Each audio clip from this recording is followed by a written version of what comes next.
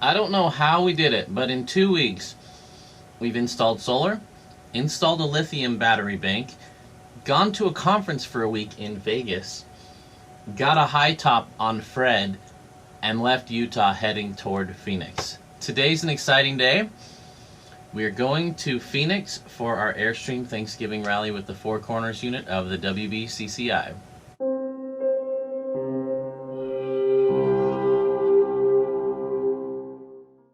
We actually got a decent night's sleep for the first time in about 3 days. I feel like I could still sleep for another 3 hours, but I feel way better already. We slept for 11 hours. Yeah, it was like, what, 8:30, 9 o'clock, and we're like, I'm tired, let's go to bed. I've never gone to bed that Yeah, early. but it felt good to get in early for once. The Airstream has got all of our camping gear in it because we pulled that out of the van to make it easier for them to do the high top install. So I'm going to get this all loaded back up in the van, eat some breakfast. Steve has a half day of work, so I'll do some work on a video as well. And then we'll head out. We got a 5-hour drive ahead of us to head to Phoenix. Best part about living in a tiny house, well, there's lots of best parts, but one of them is that you can clean it up in about 3 minutes. Come check out Fred now that it's light outside. I actually kind of dig the white. I don't know if we're going to end up painting it or not. Looks like it's meant to be that way for me. Someone on Expedition Portal, when I was doing my research and I was asking, should I get a high top or a pop top or leave it? He said, as soon as you get a high top, you will wonder, why didn't I do this sooner? And he's absolutely right. Look at this. Yes. We can stand up when loading the bikes. So, we got the Fiberine 24-inch bubble top with the wood reinforcement on the top and the wood added to the sides. So when we trim it out, we can screw into these. We can mount roof racks, solar panels, all sorts of stuff on the top. Obviously, it's not upholstered yet, but it's kind of interesting how it's done. There's a layer of sheet metal here. This has gone through it. You can't see it. You think this is the roof. That's not. This is an extra piece on the inside. But we've got wood, we've got the fiberglass top, and then we've got the metal right in there. And this thing's solid. Up front, this is the old roof. And now a storage shelf that we can put backpacks, sleeping bags, light stuff up here. But that's really cool. They've got big old bolts going through where the cross members used to be. The third brake light works. We'll probably add some windows once we decide where we want them. We're going to add a fantastic fan, and we will add some solar panels and a battery bank to this one day, but we're in no rush to do that. We're sick of working on projects and ready to enjoy this life. But look at that, so much room in there. Got the bikes here. Plan is to put a bed right there so we can sleep up in there. We've got our fridge with a little desk we can work from. And we have a giant spare tire taking up all the usable floor space. We're going to have to pay a fabricator to build a little swing-away bumper for us. I didn't have time to build it before we left. And I don't want this here all winter or all winter long. Super excited with the high top though. It opens up so many options. Look at her. I was afraid she wouldn't like it. I was afraid I wouldn't like it, but no, like I was afraid it would look even taller, but it looks fine.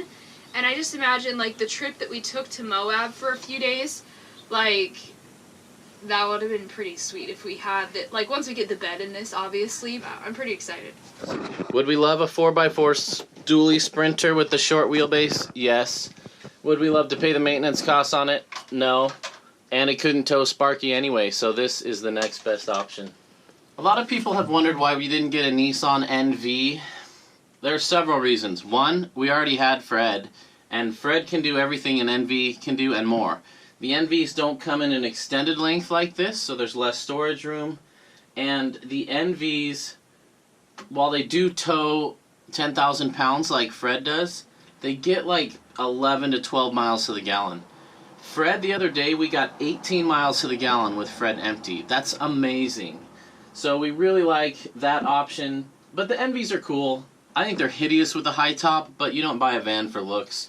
The NVs and the GMC Chevys are the only brand new vans that can tow over 7,500 pounds, and most of those tow up to 10,000. So with a big trailer like Sparky, that's your only option in the van. Is either get an older Ford, get an NV, or get a Chevy or GMC. And we love this Ford. I'm not a huge Ford fan. There are things I don't love about this van. The electronics are kind of getting all funky. I gotta fix a lot of little things like cruise control and the horn and power locks and power mirrors and stuff. But the bones and the chassis and the engine and transmission and all that, super, super stout on this van. We love it with the high top. Should have done this so long ago. Now that Teresa has her ham license too, backing up the car just got that much easier. Now we could have used regular walkie-talkies, but ham radios are so much cooler. Seriously, this has made a huge difference in connecting the trailer. Yeah, we had a couple other walkie-talkies, but it seemed like every time we went to go use them, the batteries were dead or we couldn't find one of them. But we've got a good set of Kenwoods, and so we're not going to worry about the little other walkie-talkies, and these can do everything now. These are amazing. The distance is ridiculous on these things. That's our next goal this month, is to learn all the features of our ham radios and really turn them into something cool. We can turn the van into a crossband repeater. Super excited about that. So watch this. So Fred is a big, loud diesel, and talking to each other inside and out of the vehicle is tough. Watch this. Do you copy, Tess? Copy. All right, now it gets really cool when I start the van and it's super loud. We can't hear each other at all outside. You're going to be bringing it a little bit more passenger. So cool.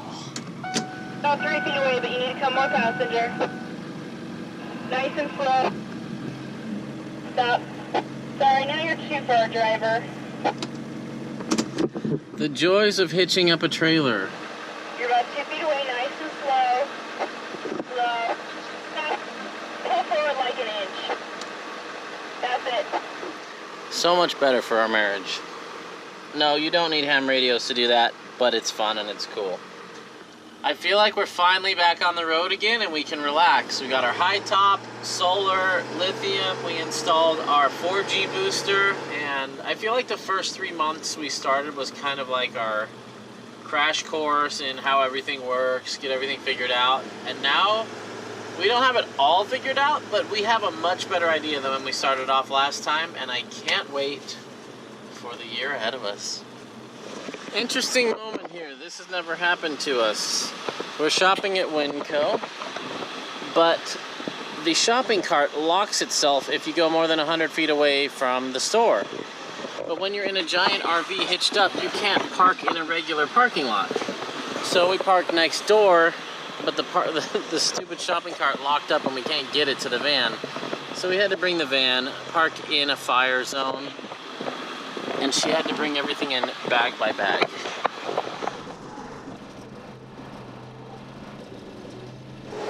I was really curious how the Airstream was going to tow with 140 pounds of batteries in the closet right over the axles, and how it was going to tow behind the high top with Fred, and it tows better than it's ever towed before.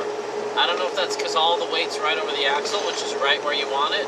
I don't know if it's because the van's making a air tunnel that the Airstream just gets sucked right into, or maybe I haven't towed with it enough and it's just not a windy day, so everything's been smooth sailing. But even when semis pass, it sucks us over a little bit, but not a ton. I still think part of that is due to our anti-sway weight distribution hitch, and I'm going to start researching to see which one I want to replace this with. We've got about 2.5 more hours of driving, and when we wake up, we'll be at the Thanksgiving Airstream rally. So looking forward to that. It's starting to get dark, so we're going to go ahead and close this episode.